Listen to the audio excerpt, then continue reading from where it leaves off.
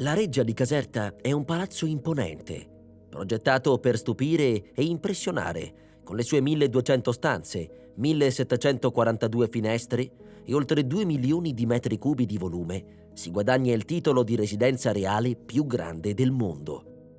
Un'opera senza pari, capace di rivaleggiare con la celebre Versailles e di lasciare senza fiato chiunque vi metta piede.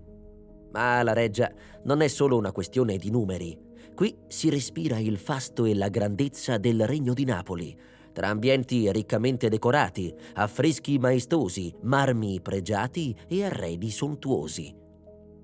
Passeggiando attraverso i suoi appartamenti reali, sembra di fare un salto indietro nel tempo, tra le vite dei Borboni e i fasti di una corte che voleva competere con le più grandi d'Europa. Ogni stanza, ogni corridoio racconta una storia di potere, arte e cultura, mentre i suoi saloni, riccamente decorati, ci parlano di un'epoca in cui l'architettura era espressione di prestigio e magnificenza. Ma la vera meraviglia non si ferma all'interno del palazzo. I giardini della Reggia di Caserta sono un autentico capolavoro, un tripudio di eleganza e perfezione che si estende per chilometri. Qui, tra fontane monumentali, cascate spettacolari e viali geometricamente perfetti, si percepisce tutta l'armonia tra arte e natura. Un luogo che da solo meriterebbe un viaggio. E non è tutto. Accanto alla Reggia, l'acquedotto Carolino e il complesso di San Leucio completano un patrimonio storico e culturale unico al mondo, che ha portato questo straordinario sito a essere riconosciuto dall'UNESCO Patrimonio dell'Umanità. Situata a pochi chilometri da Napoli e facilmente raggiungibile anche da Roma, la Reggia di Caserta non è solo un monumento, è un'esperienza unica, un viaggio nella magnificenza e nell'ingegno umano.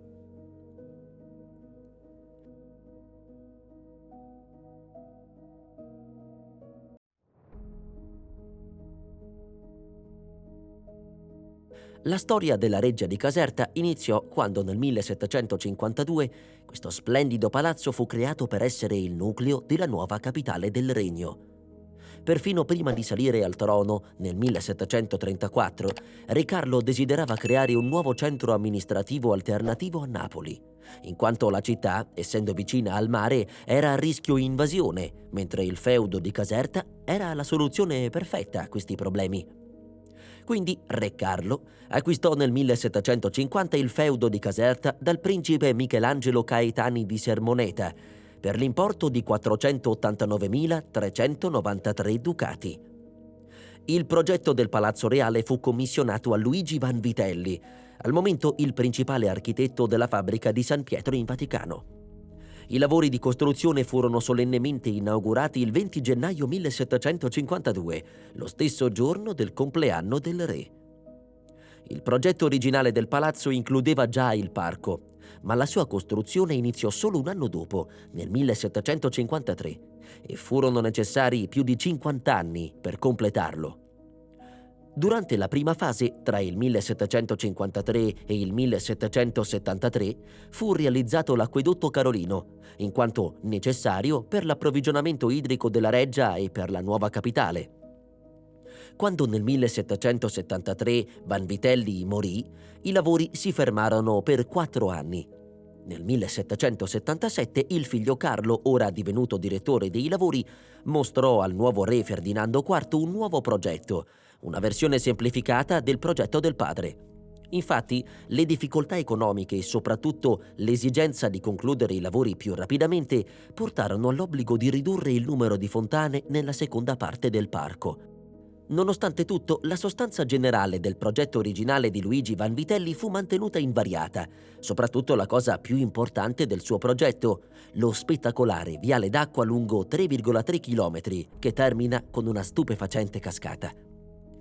Il cantiere della Reggia fu dapprima rallentato dall'abdicazione del re Carlo di Borbone per il suo trasferimento al trono di Spagna nel 1759 e successivamente dal fatto che il figlio Ferdinando volle terminare al più presto il palazzo con la minor spesa possibile.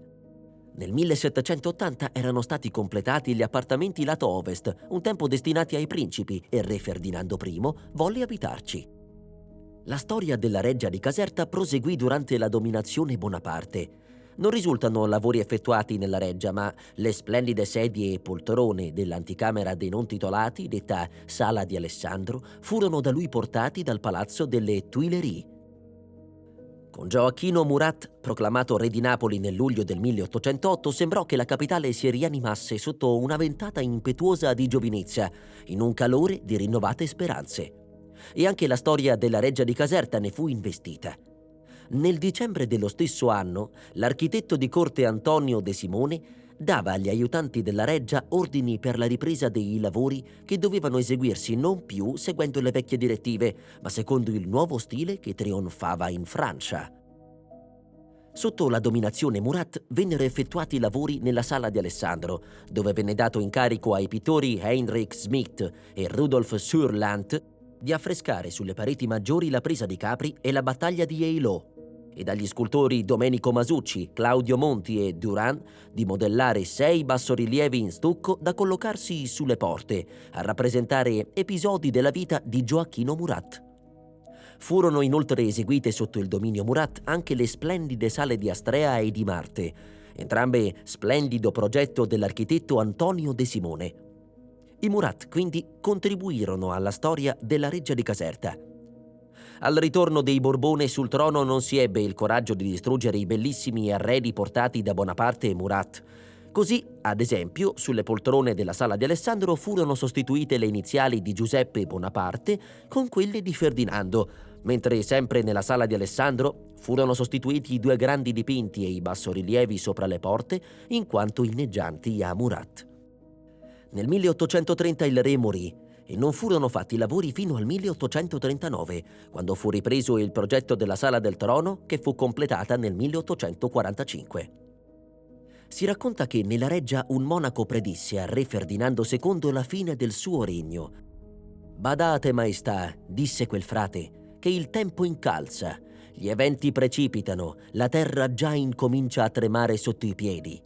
Maestà, se non spazzate la reggia dalle immondizie che la profanano, codesti grandi che vi circondano sono tutti ciechi e traditori». Nel 1859 il re Ferdinando II morì, molto probabilmente in seguito ad una lunga agonia per via di un avvelenamento, quando avrebbe dovuto essere al matrimonio del suo erede. Gli succedette il 23enne re Francesco II, ultimo re delle 2 Sicilie, il quale regnò per meno di 2 anni prima che il regno venisse attaccato dai Savoia, sostenuti dalla massoneria inglese. In quegli anni era in costruzione il canale di Suez ed essendo la flotta borbonica la dominatrice del Mediterraneo, fu attaccato il regno per evitare che divenisse il principale sfruttatore dei vantaggi economici del canale di Suez a danno degli inglesi. Dopo la conquista del regno, Giuseppe Garibaldi cambiò la storia della reggia di Caserta, stabilendosi in essa, facendola diventare il suo quartier generale e dando inizio alla sua spoliazione. Nel 1919 i Savoia cedettero le regge borboniche di Napoli, Caserta e Capodimonte allo Stato italiano, che le fece gestire dal Ministero dell'Istruzione. E la reggia di Caserta rischiò di diventare un ufficio, una caserma o un ospizio. La storia della reggia di Caserta continuò anche durante la Seconda Guerra Mondiale, quando la città di Caserta ospitava un dislocamento di truppe naziste. Hitler, come risaputo, fece razzia di opere d'arte in tutta Europa, ed essendo la reggia divenuta quartier generale delle truppe tedesche, è logico presupporre che molte opere d'arte siano finite all'estero. In seguito la città di Caserta fu bombardata e la reggia fu danneggiata, dopodiché divenne quartier generale alleato del Mediterraneo delle truppe britanniche ed americane. La reggia di Caserta diventò così una grande cittadella militare, ciò che veniva chiamato Allied Force Headquarter. Per quanto si sia tentato di proteggere le opere d'arte, fu impossibile evitare furti e danneggiamenti. Non è un caso che periodicamente compaiono nelle grandi aste internazionali oggetti provenienti dalla reggia di Caserta o con stemma dei Borbone impresso. Anche musei internazionali possiedono oggetti e documenti, quali ad esempio parte dei progetti originali del palazzo. La resa di Caserta fu l'atto formale conclusivo che sancì la fine della campagna d'Italia e la definitiva sconfitta delle forze armate nazifasciste in Italia durante la Seconda Guerra Mondiale. L'atto, intitolato Strumento di resa locale delle forze tedesche e delle altre forze poste sotto il comando e il controllo del comando tedesco sud-ovest e relativi allegati, fu firmato a Caserta il 29 aprile 1945, alla presenza di ufficiali delegati inglesi, americani, tedeschi e di un osservatore russo. Esso prevedeva una resa incondizionata, che doveva diventare operativa a partire dal 2 maggio. Nel documento stilato, le forze armate tedesche erano associate a quelle della Repubblica Sociale Italiana, in quanto essa, essendo considerato uno Stato fantoccio e pertanto non riconosciuto dalle forze alleate, non era in grado di stipulare accordi diretti con queste ultime. Per tale motivo, il rappresentante tedesco era dotato di una delega scritta rilasciata dal ministro della Difesa della Repubblica Sociale, Rodolfo Graziani. Il Palazzo Reale della Reggia di Caserta comprende 1200 stanze e 1742 finestre. La facciata principale presenta un avancorpo centrale sormontato da un frontone. Ai lati del prospetto si innestano altri 2 avancorpi, mentre il lato meridionale è decorato con 12 colonne. L'intero palazzo copre un'area di circa 47.000 metri quadrati e dispone di qualcosa come 1026 fumaioli e 34 scale. La grande cappella palatina è ispirata a quella della Reggia di Versailles. La quadreria è uno spazio che custodisce opere appartenenti agli artisti più disparati. Nelle sue 8 sale si possono trovare dipinti di Michele Scarorina, Salvator Rosa, la collezione di ritratti della corte borbonica e delle corti europee e le opere dei migliori allievi dell'Accademia di Belle Arti di Napoli. Al palazzo vero e proprio si accede percorrendo l'imponente scalone d'onore che giunge ad un pianerottolo da cui partono 2 rampe verso il vestibolo superiore. L'intero ambiente, un assaggio di quello che si troverà inoltrandosi nel palazzo, è decorato con marmi colorati e statue. Arrivati al piano reale e, dopo una sosta alla Cappella Palatina, in rapida successione si possono visitare le sale delle 4 stagioni nel quarto del principe ereditario, decorate con affreschi allegorici ispirati proprio alle stagioni, dalla primavera all'inverno. La Biblioteca Palatina, poco più avanti, raccoglie oltre 14.000 tra i più significativi esempi della cultura europea e napoletana. La sala ellittica ospita il magnifico presepe che i Borbone facevano allestire ogni anno. Il presepe che si può ammirare oggi, allestito nel 1988, ricalca il modello voluto da Ferdinando II nel 1844. Sul lato opposto del piano reale c'è il quarto del re. La prima stanza in cui si entra è la Sala di Marte, destinata alle attività diplomatiche. Da lì si arriva alla maestosa Sala del Trono, il luogo più lussuoso dell'intera Reggia di Caserta, con decorazioni ricche di oro e una stupenda volta affrescata da Gennaro Maldarelli per omaggiare la posa della prima pietra del palazzo. Il teatro di corte, con la sua classica forma a ferro di cavallo e 5 ordini di palchi decorati con putti e festoni, fu ideato in una fase successiva alla progettazione del palazzo, inaugurato nel 1769 da Ferdinando IV e Maria Carolina. Se da un lato la Reggia di Caserta presenta un mondo insospettato fra i suoi tetti e sottotetti, dall'altro essa presenta certo un mondo altrettanto sorprendente nella sua parte più nascosta, quella delle sue fondamenta, nelle quali si sviluppano i suoi misteriosi sotterranei.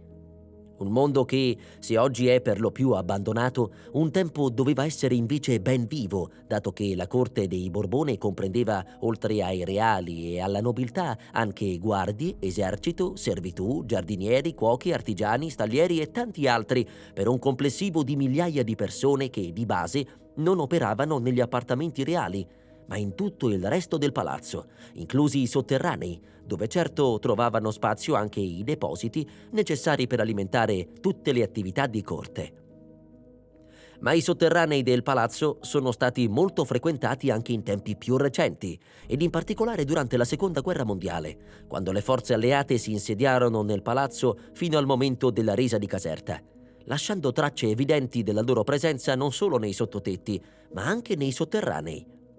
Questi luoghi, tuttavia, erano già frequentati molto tempo prima della Reggia stessa, quando i territori capuano, casertano e parte dell'Interland napoletano erano base per diverse comunità etrusche che ci hanno lasciato in eredità numerose delle loro necropoli. ed una di queste è stata rinvenuta proprio nei sotterranei della reggia durante dei lavori di scavo condotti nel 1990 nel secondo cortile del palazzo. Si tratta di 7 tombe a cassa di tufo risalenti al IV secolo a.C., molto omogenee tra loro, senza rilevanti distinzioni sociali e con corredi funerari costituiti soprattutto da ceramiche, anellini e fibule in bronzo per le sepolture femminili.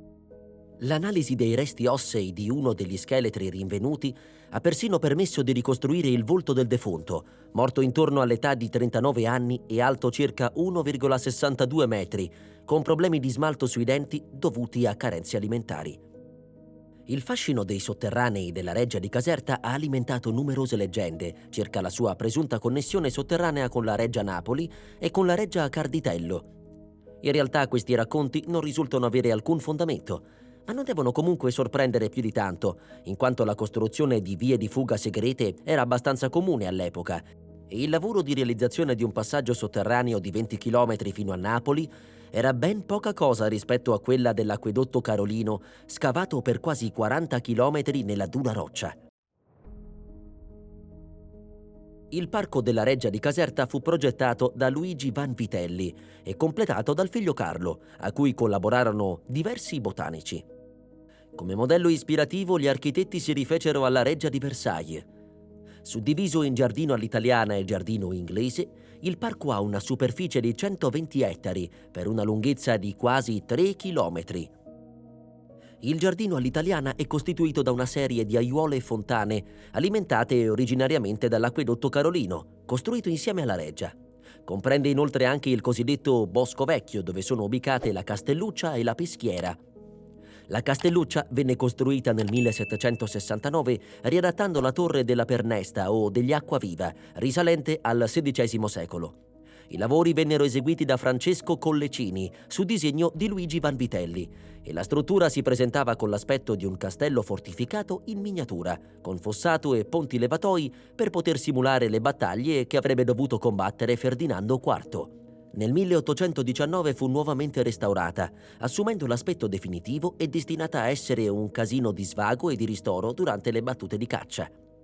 La Peschiera Grande è posta a poca distanza dalla Castelluccia e come questa fu progettata da Luigi Vanvitelli e costruita da Francesco Collencini, venendo ultimata nel 1769. È lunga 270 metri e larga poco più di 105. Ha una forma ellittica ed è delimitata da un parapetto interrotto da piccoli moli. Venne realizzata con lo scopo di far esercitare Ferdinando IV per le battaglie navali con appositi modellini, tant'è che al centro fu creato un isolotto che avrebbe dovuto ospitare un padiglione per piccoli cannoni. Successivamente venne trasformata in un luogo per il ricevimento e lo svago degli ospiti. Il giardino inglese della Reggia di Caserta potrebbe essere a buon diritto considerato il pezzo forte dell'intero complesso, eppure c'è ancora chi lo considera un semplice giardino, per cui spesso si decide di non visitarlo. Maria Carolina d'Austria, moglie di Ferdinando IV di Napoli, poi divenuto Ferdinando I delle Due Sicilie, volle quest'opera d'arte e l'affidò alla maestria del botanico inglese John Andrew Graefer. Non è facile da raggiungere, ma ne vale veramente la pena.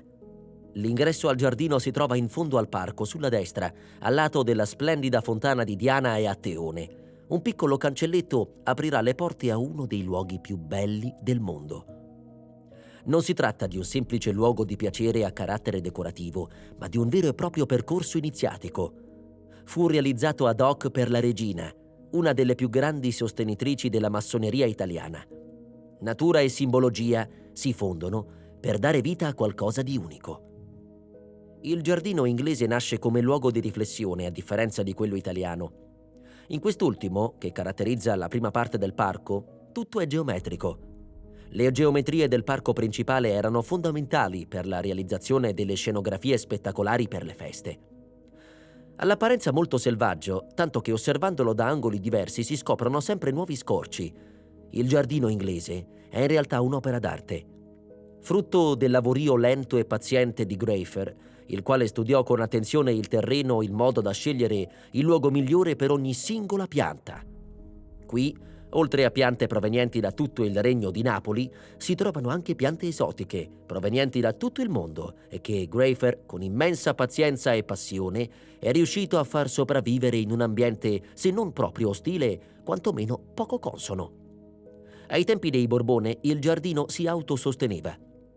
I soldi per l'acquisto di nuove piante da innestare e per il pagamento degli stipendi, infatti, venivano dalla vendita di piante esotiche nate nelle serre del giardino. Insomma, Graefer comprava piante esotiche, le piantava nel giardino, le faceva crescere e riprodurre e poi vendeva le piante figlie per ricavare i fondi necessari al giardino stesso. Graefer posizionò piante ed edifici in modo da dare vita a un vero e proprio percorso iniziatico per massoni. Nel giardino ci sono statue, fontane, grotte, piramidi, tutti aventi un preciso valore simbolico nell'ambito del suddetto percorso iniziatico. Un percorso che ovviamente poteva intraprendere solo chi aveva davvero intenzione di scavare a fondo nel proprio animo per scoprire il proprio io. Insomma, il giardino inglese della Reggia di Caserta è un luogo da scoprire con qualcuno che possa svelare i suoi segreti. Altrimenti resta un giardino come tanti, bello certo, ma un semplice giardino e niente più. Se invece lo si scopre in tutta la sua complessità, si trasforma in un vero e proprio paradiso terrestre. Le spettacolari fontane della Reggia di Caserta attraversano la seconda parte del parco, al centro di un lungo viale che sale verso le colline circostanti, seguendone il naturale pendio. Questa soluzione, insieme alla pendenza naturale del terreno, crea un'illusione ottica che fa sembrare il viale molto più breve della sua lunghezza reale, che è di oltre 3 chilometri. Ciò dimostra le capacità scenografiche del Vanvitelli di manipolare la prospettiva per creare illusioni ottiche. Gli aspetti più suggestivi del corso d'acqua, a parte l'aspetto paesaggistico, sono le fontane decorate con un ricco apparato scultoreo. La fontana Margherita rappresenta una eccezione tra le fontane, perché non era affatto prevista in tale forma, poiché Vanvitelli voleva realizzare una grande fontana con la Reggia di Nettuno, poi non realizzata. Fu creata tra il 1830 e il 1890, quando probabilmente vi fu una riqualificazione dell'intero parco. Nel tempo ha subito varie trasformazioni, da che era un bellissimo cesto con bordo scolpito a finto vimini, fu poi trasformata in una bassa fontana col bordo in pietre naturali, al cui centro vi è uno scoglio da cui sgorga un basso zampillo in una vasca circolare con bordo lineare. Nella parte iniziale la fontana Margherita è dotata di una meridiana ed è circondata da parterre erbosi e da grandi statue raffiguranti Apollo e le Muse. La fontana dei Delfini rappresenta la figura di un mostro marino con la testa di un delfino, fiancheggiata da 2 delfini più piccoli. Le sculture in travertino di Bellona furono eseguite da Gaetano Salomone tra il 1776 e il 1779. Dalla bocca del mostro marino fuoriescono i getti d'acqua che ricadono in una vasca lunga 470 metri, larga 27 e con una profondità di 3 metri. La fontana nasconde, sotto gli scogli tufacei, una grotta percorribile con la presenza di numerosi sedili per la sosta. Dalla fontana dei Delfini, seguendo il corso d'acqua, si arriva alla gigantesca fontana di Eolo, che ha una larghezza di circa 80 metri, 4 volte più larga della fontana di Trevi a Roma. Essa rappresenta il dio dei venti Eolo, che, sollecitato dalla dea Giunone, scatena la furia dei venti contro Enea ed i Troiani. È una delle opere incompiute del parco. Il progetto, di cui resta solo un modello in legno predisposto dallo stesso Vanvitelli, prevedeva un grande gruppo scultoreo di Eolo e Giunone su un carro trainato da pavoni, ma non fu mai realizzato. Purtroppo, durante la Seconda Guerra Mondiale fu pesantemente danneggiata, in quanto fu usata come bersaglio dai soldati, che si divertivano a sparare contro le sculture, che oggi appaiono molto rovinate. La fontana di Cerere, dea della fertilità dei campi, è circondata da ninfe, amorini, coppie di tritoni e da 2 delfini che suonano la buccina. La dea sostiene il medaglione della Trinacria e ai lati sono rappresentati, sotto forma di divinità maschili, i 2 fiumi siciliani, l'Anapo e la Retusa, la ninfa di Diana trasformata in fonte per sfuggire all'amore di Alfeo, che a sua volta si mutò in fiume per raggiungere l'amata. In origine, Cerere aveva il capo ornato di spighe di grano, mentre le Nereidi avevano in mano le spighe di bronzo, che vennero tolte durante l'occupazione francese. La successiva Fontana di Venere e Adone è un gruppo scultoreo che adorna la fontana e rappresenta il momento in cui Venere implora invano Adone di non andare a caccia, nel tentativo di scongiurare il compiersi del suo tragico destino. Intorno al giovane cani festosi per l'imminente battuta di caccia, mentre nascosto su uno scoglio c'è il cinghiale che lo ferirà a morte. Una folla di ninfe e amorini partecipa al dolore della dea. Alla fine del parco, dominato dalla grande cascata, c'è un grande bacino d'acqua ornato con il celebre gruppo di Diana e Ateone, scolpito da Paolo Persico, Pietro Solari e Angelo Brunelli. Da una parte c'è Diana, la dea della caccia e dei boschi, circondata da ninfe pronte a tuffarsi in acqua. Dall'altro lato c'è Ateone, che avendo osato guardare Diana nella sua nudità, per vendetta ella lo trasforma in cervo, che, dopo, verrà sbranato dai suoi stessi cani. Su entrambi i lati della fontana di Diana e Ateone ci sono due scalinate che conducono in cima alla cascata, dove è possibile trovare una piccola caverna artificiale progettata da Vanvitelli per essere utilizzata come gazebo, data la spettacolare vista che dal territorio di Caserta si estende sino a Napoli. Alcune delle curiosità della reggia includono la stazione ferroviaria di Caserta, che venne costruita proprio dinanzi alla reggia nel 1843. Il motivo era semplice: permettere ai sovrani borbonici di raggiungere il palazzo direttamente con il treno, lusso che utilizzarono per poco meno di 20 anni. Nel 1861 Caserta, come tutto il restante meridione, fu annessa al Regno d'Italia, segnando la parola fine al dominio borbonico. Nella reggia di Caserta sono state girate alcune scene di 2 film della saga di Star Wars, episodio 1, La minaccia fantasma del 1999 e episodio 2, L'attacco dei cloni del 2002. In particolare gli interni del Palazzo Reale Borbonico sono serviti da ambientazione per il Palazzo della Regina di Naboo, un pianeta fantastico ricco di zone verdi e di costruzioni eleganti. Nel 1969 il Parco della Reggia ospitò una puntata del programma televisivo Giochi senza frontiere. Nel 2019, durante la 30ª Universiade, il parco ha ospitato le gare di tiro con l'arco. La Reggia di Caserta è una delle mete più affascinanti e visitate d'Italia, e numerose sono le leggende che vengono narrate su questo affascinante e suggestivo luogo. La più conosciuta narra della storia d'amore tra il principe Andrea e Rosella, figlia di un pescatore. Si racconta che il principe Andrea, nobile abitante della Reggia e conteso dalle ragazze dell'alta società campana, fosse pronto a convolare a nozze. La sua futura sposa si chiamava Rosella, ma non era una ragazza nobile, bensì la figlia di un pescatore del luogo. Le sue umili origini facevano storcere il naso alle altre corteggiatrici, che si vedevano private di una grande opportunità. Ma la famiglia reale acconsentì al loro matrimonio, così i 2 giovani innamorati diedero il via ai preparativi. Non potevano sapere che proprio quelle fanciulle aristocratiche, invidiose del loro amore, stavano in realtà architettando una trappola alle spalle dei futuri sposi. Sconvolte dalla notizia del matrimonio imminente, in gruppo consultarono una strega, chiedendo un maleficio che impedisse l'unione di Andrea e Rosella. La strega consegnò alle ragazze una rosa avvelenata, che una volta annusata dalla povera Rosella, l'avrebbe condannata a morte certa. Ma qualcosa andò storto.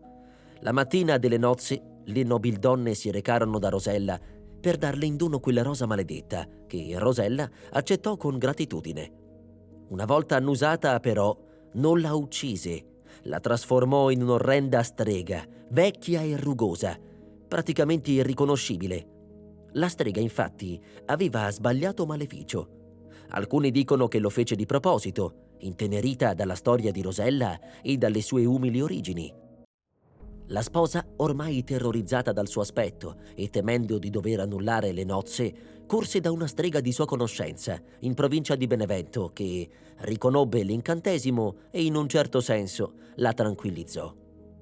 Per annullare il maleficio era sufficiente un bacio del suo futuro sposo. Così Rosella corse da Andrea, che sfortunatamente non la riconobbe, e la cacciò via. Il principe Andrea passò gli anni seguenti alla ricerca della sua sposa scomparsa, non trovandola mai e morendo così per il crepacuore. A quel punto il padre del principe incolpò Rosella della morte del figlio e la condannò a vivere in una grotta sperduta nel parco della Reggia. Questa storia, che sembrerebbe quasi conclusa, ebbe un gran colpo di scena, molti anni dopo quello sfortunato evento. Dopo secoli di esilio forzato, un giorno Rosella decise di lasciare la sua grotta. Si specchiò in uno stagno per verificare se l'incantesimo fosse ormai svanito, ma nulla era cambiato. Il suo aspetto era quello di sempre. Non si accorse però di essere osservata da un giovane principe austriaco, giunto alla Reggia per i festeggiamenti dedicati al 50° compleanno del re. Credendo che Rosella fosse in difficoltà, il giovane Ulrico le offrì il suo aiuto e Rosella contraccambiò con un piccolo rametto di pungitopo. Il principe appuntò il rametto sulla sua giacca e proseguì verso il castello. Qualche giorno dopo, durante una battuta di caccia, il povero Ulrico morì, caricato da un cinghiale selvatico. La povera Rosella fu incolpata anche di questa morte e fu condotta al castello. Una volta trovatasi di fronte al corpo del povero Ulrico, si avvicinò e si punse proprio con il rametto del suo pungitopo. Una goccia del suo sangue cadde sulle labbra del principe, che, tra lo sgomento dei presenti, si svegliò improvvisamente. Il principe istintivamente baciò la vecchia strega in segno di gratitudine e Rosella fu liberata dal suo incantesimo. Grazie a quel bacio inatteso, Rosella tornò la bellissima fanciulla che era in origine e il giovane Ulrico si innamorò di lei immediatamente, chiedendola in sposa.